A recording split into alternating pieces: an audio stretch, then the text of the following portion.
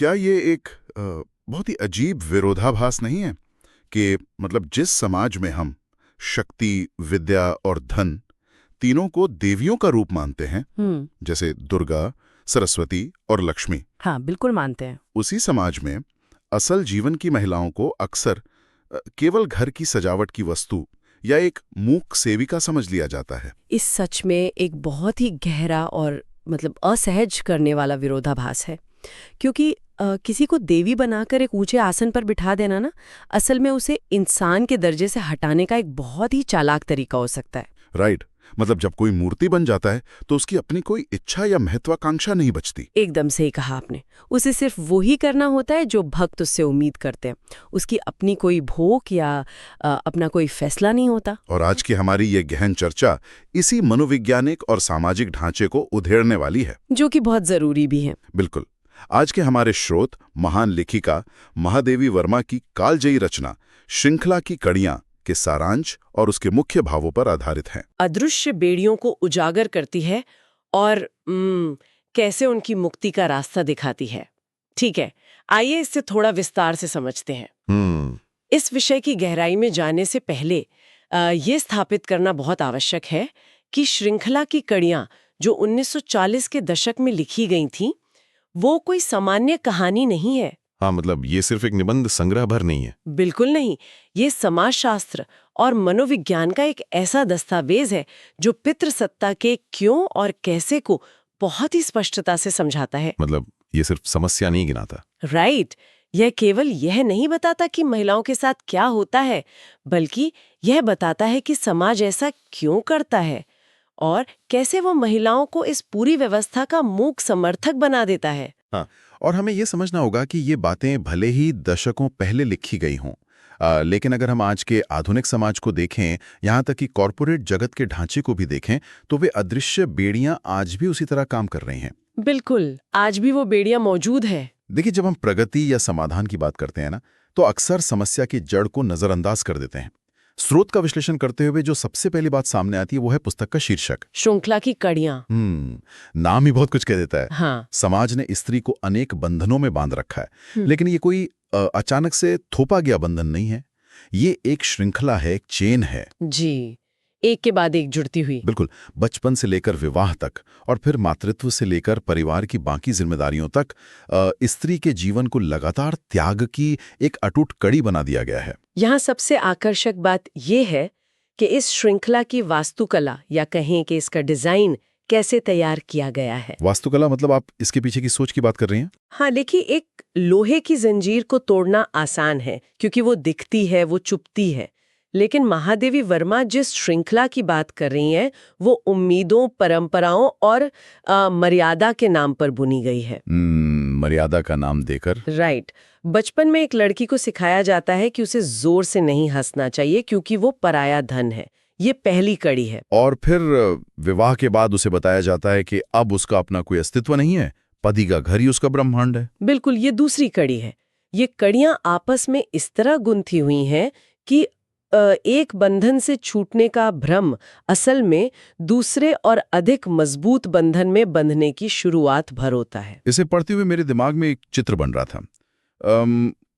क्या ये एक ऐसी रिली रेस की तरह नहीं है जहां एक महिला जीवन के ट्रक पर दौड़ रही है, लेकिन एक पड़ाव से दूसरे पड़ाव तक पहुंचने पर उसे बैटन के रूप में कोई इनाम या आराम नहीं मिलता? हाँ, उसे सिर्फ नई जिम्मेदारियां ही मिलती हैं। बैटन थमा दी जाती है। बिल्कुल सही उपमा दी आपने, रिले रेस वाली।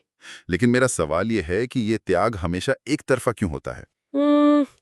उस रिले रेस में सबसे बड़ी विडंबना ये है कि महिला दौड़ तो रही है, लेकिन वो फिनिश लाइन उसकी अपनी नहीं है, वो समाज ने तय की है। हाँ, क्योंकि ट्रैक तो समाज का ही है। राइट।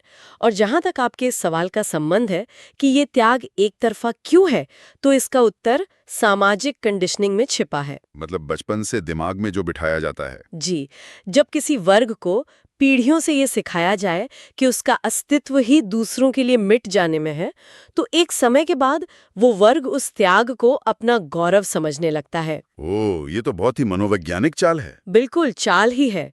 समाज इस एक तरफा त्याग को महानता का चोला पहना देता है। स्त्री को बताया जाता है कि वो सहनशील है, वो धरती के समान है। और इस झूठे गौरव के बोझ तले वो खुद अपनी बेड़ियों से प्यार करने लगती है ना? एकदम सही।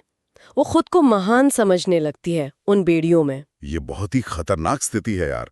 मतलब जब कैदी खुद अपनी जेल की दीवारों पर रंग रोगन करने लगे और उसे अपना महल समझने लगे, तो उसे आजाद करना सबसे मुश्किल काम हो जाता है। हाँ, मानसिक गुलामी सबसे खतरनाक होती है। लेकिन यहाँ एक और विरोधाभास खड़ा होता है। जो स्त्री इतना कुछ कर रही है, जो इस पूरे सामाजिक ढांचे की नींव है, उसे असल में वो पहचान क्यों नहीं मिलती? ये एक बहुत ही वाजिब सवाल है। स्रोत में महादेवी वर्मा जी का एक बहुत ही स्पष्ट विचार है कि स्त्री केवल घर की शोभा नहीं है, बल्कि वो समाज की महत्वपूर्ण शक्ति है। शोभा और शक्ति का ये अंतर बहुत अहम है। बिल्कुल, ये बहुत बड़ा वैचारिक अंतर है। एक तरफ शक्ति है जो गतिमान है, जो फैसले लेती है, जो निर्माण करती है, और दूसरी तरफ शोभा है। हाँ, जो स्थिर है, जो सिर्फ दूसरों की आंखों को अच्छी लगने के लिए है, बस एक सजावट। इस अंतर को समझना ना इस पूरे पुस्तक का मूल है। देखिए, जब हम किसी को समाज की शक्ति मानते हैं तो हमें उसे उस शक्ति का प्रयोग करने का अधिकार भी देना पड़ता है। शक्ति का प्रयोग करने का अधिकार मतलब आजादी? जी, शक्ति का मतलब है स्वायत्तता, आर्थिक फैसले लेने की आजादी, शारीरिक स्वतंत्रता और बौद्धिक विकास का अधिकार। और जब किसी को केवल घर की शोभा मान लिया जाता है तो उसे एक निर्जीव वस्तु की श्रेणी में डाल दिया जाता है। सोचिए, एक सुंदर फूलदान की अपनी कोई इच्छा नहीं होती कि उसे बैठक में रखा जाए या बेडरूम में। उसे जहां रख दिया जाता है वो वहीं रहता है। ये सच में सोचने वाली बात है। समाज ने स्त्री को शक्ति की जगह शोभा इसलिए बना दी क्योंकि सजावट की वस्तुओं को अधिकार नहीं देने पड़ते। लेकिन मैं यहाँ इस बात पे थोड़ा उलझ रहा हूँ। क्या ये जानबूझकर रची गई कोई साजिश है? साजिश तो नहीं कह सकते, लेकिन मेरा मतलब है समाज उस महत्वपूर्ण शक्ति को पहचानने से इतना क्यों कतराता है? क्या ये सच में केवल रूढ़ियों को बनाए रखने का एक सुविधाजनक तरीका है, या इसके पीछे सत्ता का कोई गहरा गणित है? देखिए, ये कोई रातों रात रची गई साजिश नहीं है, बल्कि ये नियंत्रण का एक बहुत ही पुराना स्थापित संस्थागत ढांचा है।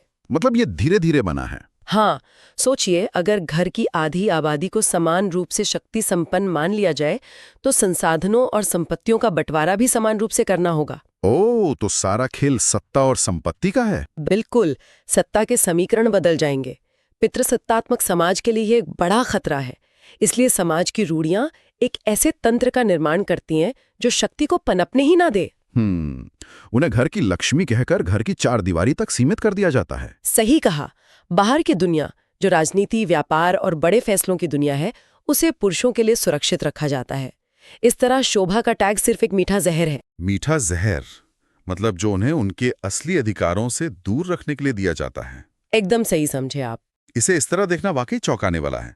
मतलब सम्मान का वो पूरा दिखावा जिसे अक्सर स्त्री विमर्श के खिलाफ एक हथियार की तरह इस्तेमाल किया जाता है कि हमारे यहाँ तो स्त्रियों को पूजा जाता है। हाँ, अक्सर लोग यही तर्क देते हैं। लेकिन असल में वो उन्हें सत्ता से बेदखल रखने का एक बहुत ही परिष्कृत टूल है। उनकी भावनाओं, उनके सपनों और उनकी आज़ादी का इस शोभा वाले ढांचे में कोई स्थान नहीं है। बिल्कुल कोई जगह नहीं है। तो अब सवाल ये उठता है कि इस घुटन भरे कमरे की खिड़की कैसे खोली जाए? हाँ, समाधान की तरफ बढ़ना जरूरी है। स्रोत उस मुक्ति के मार्ग की भी बात करता है, और यहाँ बात सच में बहुत दिलचस्प हो जाती है। कैसे?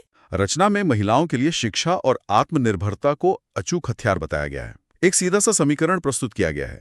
यदि स्त्रियां शिक्षित और जागरूक होंगी तो वो अपने अधिकारों को पहचानेंगी और फिर समाज में सम्मानपूर्वक जीवन जी सकेंगी। बिल्कुल, यही स्रोत का मुख्य तर्क है। देखिए, ये समीकरण कागज पर जितना सीधा लगता है ना, समाज के धरातल पर उसे उतारना उतना ही जटिल है। हाँ, क्योंकि समाज आसानी से तो बदलेगा नहीं। राइट।